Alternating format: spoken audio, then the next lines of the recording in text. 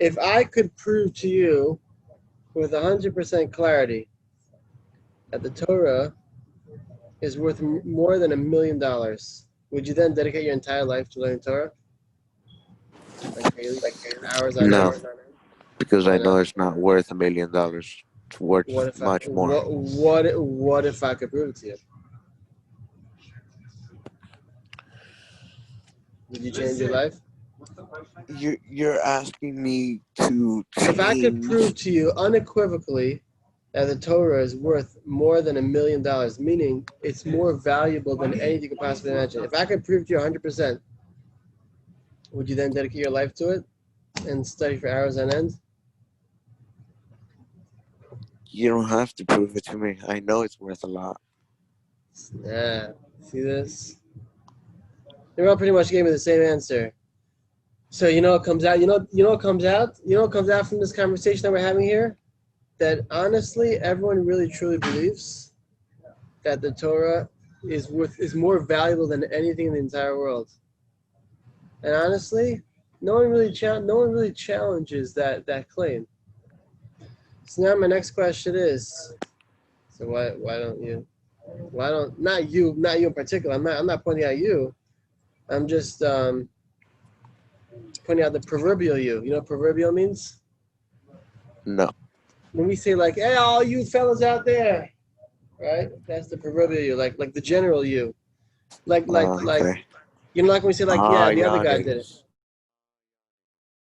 Yeah, exactly. So really, the honest truth is that everyone really deep down knows exactly why they're here. Everybody knows exactly why they're here. There's just one problem. Actually, maybe multiple problems. Hey, you have any ideas? Let's ask Narelle from the back. Narelle, hey, I want you to focus on me for a second, okay? You and Gordo both pointed out. You guys both said that even if I could prove 100% that the Torah is the greatest thing ever, greater than $1 million, and you still don't want to like learn. So what's possibly the cause for that kind of attitude, my friend? Oh, Whoa, Rabbi, you're twisting up my words. I never said that. What'd you say? What'd I you say? said you don't have to prove it to me. I already know that the Torah is worth a lot. All right. So my next question, and you already know it. So the next step is, if you know that it's worth a lot, I'm not saying you in particular, but why doesn't the general you, if everyone knows it's worth a lot, why wouldn't anybody study it or like get heavily involved that like their life depends on it? I don't know. It's a good That's such a question, challenging Rabbi. question. So okay, I stumped two people. Narelle, you hear this? Boker Tov, good morning. I stumped Gordo, I stumped you. Anybody else I want a shot? If we all know that the Torah is Narelle, the wait, yeah, what happened? what's that? Huh? Yes, are you What's going joining on us? here? I just Yeah, posed a yeah. challenge. I just posed a challenge to class. Posed two challenges, but one of them has been answered. The other one has been left unresolved. I asked the following question: if I could prove to you with 100% clarity that the Torah is the greatest involvement you could possibly have, greater than $1 million, would you dedicate your life to it? All right. I don't know. What's your answer? What's your answer? I want to hear because I heard some good answers before.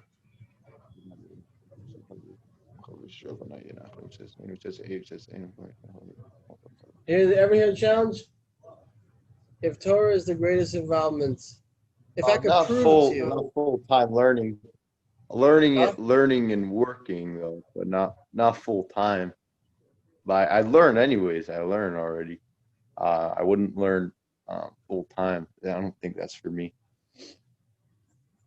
Okay, so but Yeah, same for me, Rabbi. Like, if I do full time, I'm for sure gonna get stressed out, and then I'm not gonna want to learn at all. You have to try to pay Like, too much I attention. I know that the Torah is worth a lot, but You didn't want to full-time say it. learning seems too extreme, you know.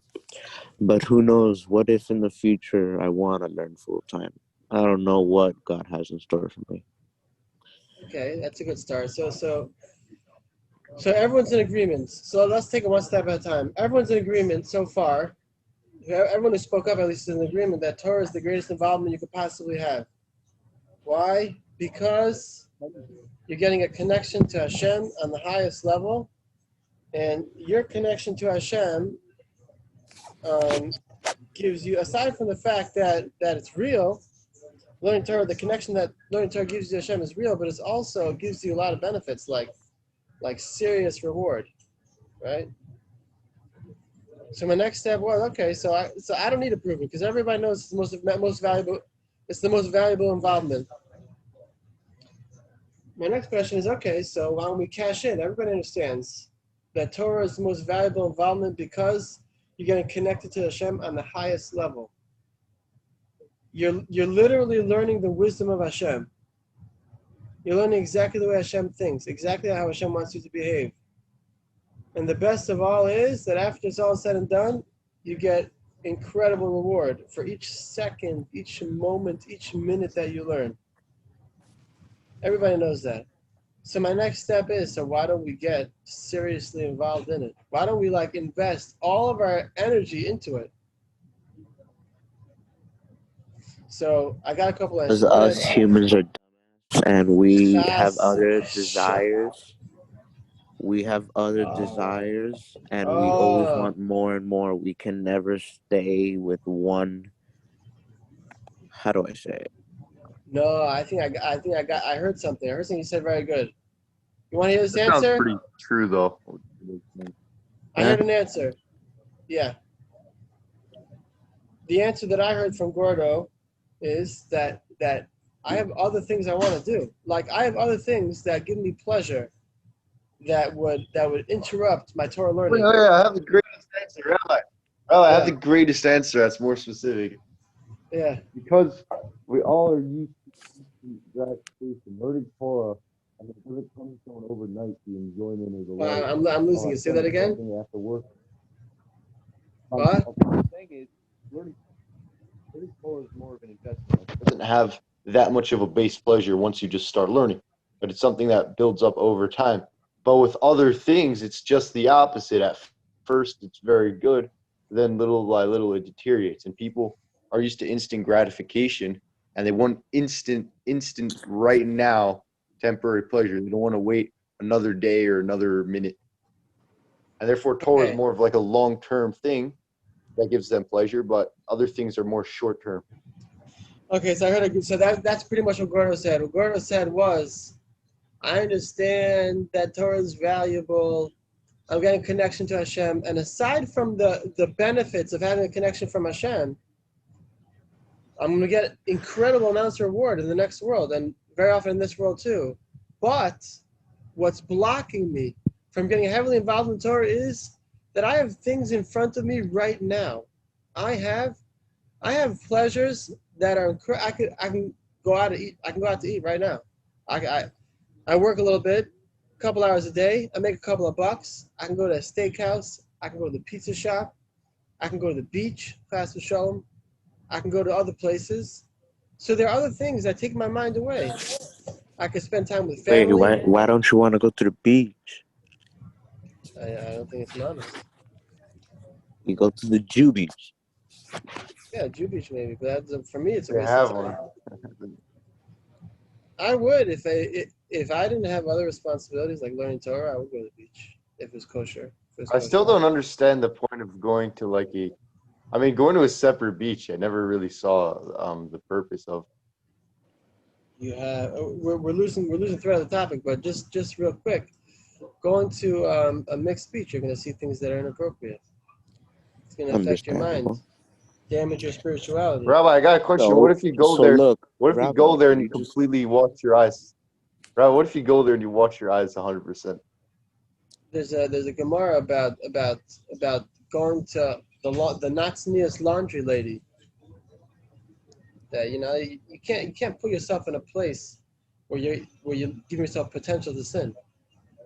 If you're going about your business and something comes in front of you, fine, then you turn away. But to put yourself in a situation where there's a possibility, and then you'll say, "Oh, I'm going to overcome myself," that's dangerous. Would you walk on the edge of a cliff and say, "I'll just be Maybe. careful"? What? Maybe Yeah. some people would, but those kinds of Rabbi, people, but it's different because get mentally compromised. Yeah, it's different. yeah. The thing is, I don't know. I don't know because like I don't really understand that Gemara really. Isn't it? Doesn't kind No, of but sound like Rabbi just answered his overly question. stringent on the guy. Because look, Rabbi if the answered guy his own was, if question. the guy is like, Which question? The yeah, question I'm you just asked saying. us. No, okay, hold on 1 second. Now, there's a lot more to say. I said that the reason why let's get back to the question at hand, right? I said that the reason why people don't get involved in Torah is because there's immediate pleasures that are occupying my mind right now. Exactly. And you just said the reason I don't go to the beach is because my pleasure is Torah. You grew up with that Torah. You get it? Yeah. You grew up with that pleasure. I didn't know what a Gemara was until like 2 years ago. So I'm sure if I would have grown up with that Torah, I'm sure Torah would have been my pleasure, Rabbi. But I I have think it's the way no, you're by brought the up. way, Gordo, I'm just saying, I have no doubt that had you grown up in the position that I've grown up in, you probably would have been a lot higher than me. Like many, many times higher. This is why I want to share with you the benefits. Okay? Now let me just take a moment to respond. Let me take a moment to respond to this to what you said, right? You said that I have immediate things things that are right here, right now that I can take advantage of, right? I want to ask you a question. Okay? If you want, I mean, this is a classic answer, but if you pause a little bit to take it in, it makes a lot of sense. Okay? If you had a dream, right, to become a doctor, you had a dream to become a doctor. There's several ways to go about doing it, right? I don't encourage people going to college, but let's say, just for argument's sake, you had a dream to become a doctor. What would it take to become a doctor? You can, go through high school, cheat on all your tests, and then get into college and play games, right? You can go to the restaurant, you could go to the beach, you could have fun with friends, right? But if you Mm-hmm. spend your time in college doing all those things, again, I don't encourage going to college, but just for argument's sake, you're going to spend your time doing all those things and not studying, so you're not going to pass your tests, and you could be in college for years and years and not get anywhere. And then what's going to happen? Instead of becoming a doctor and making lots of money, assuming doctors make a lot of money, so you're gonna go through college, and after you're done, I had a good time in college. I had lots of fun, and now I'm gonna work in a restaurant for like 10, 12 hours a day, and I'm gonna make like pennies, right?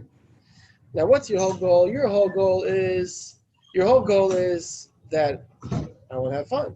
Okay, so you had your fun, but then what happens after the time runs out? You had your fun, the time runs out, and now it's all over. And what are you left with? You're left with actually working harder than you intended to, and all the fun you had is gone. It's in the past, and on the rest of your life, you're gonna have to work in a restaurant because you didn't get an education. So you lose out on both ends.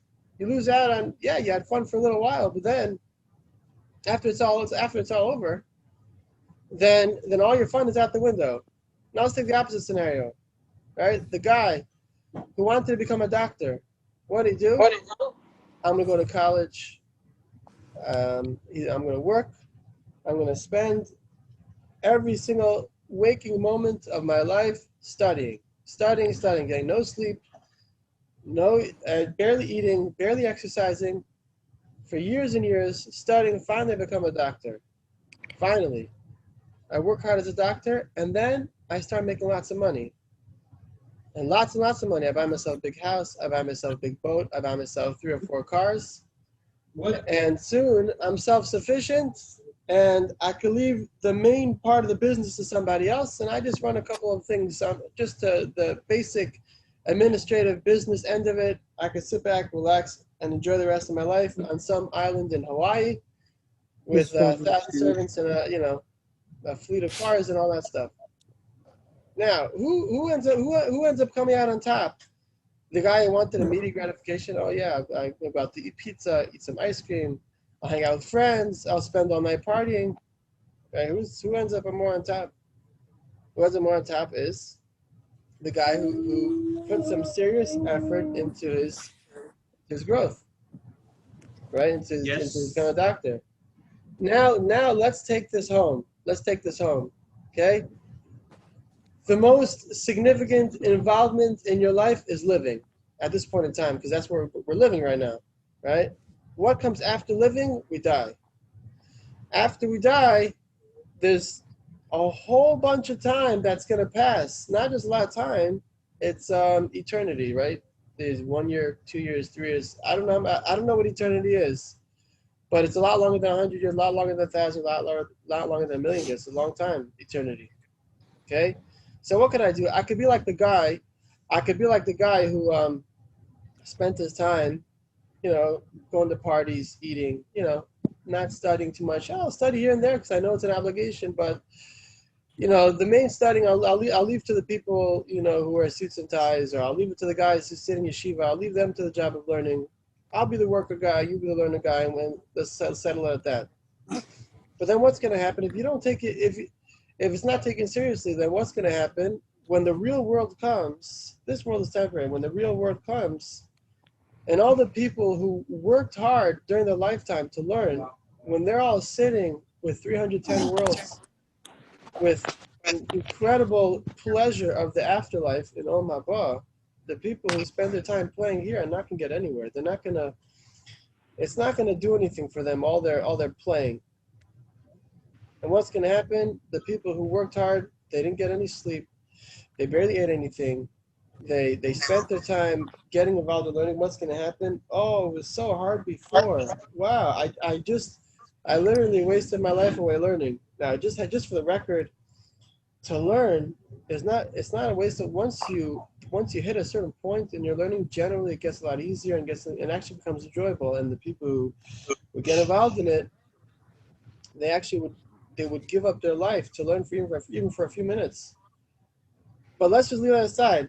You worked learning all day and all night, depending on how high level you get to, and then the next world, I get to enjoy all my hard work. Enjoy the pleasure of Gan Eden, and I just can't. Then it just keeps on coming because of all the work I put in.